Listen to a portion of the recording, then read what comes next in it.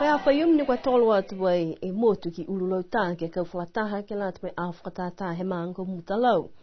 Me se ni kua langilangi uha e aho tokolonga lutu ni kua o atu ke mamata atu ke he tau whaloanga he maanga. Tola he mahu he tau fua he funua, tau kai lolo, kua whakafua ki he aho, moe whakaloanga ni kua whamahani tumua ki ai.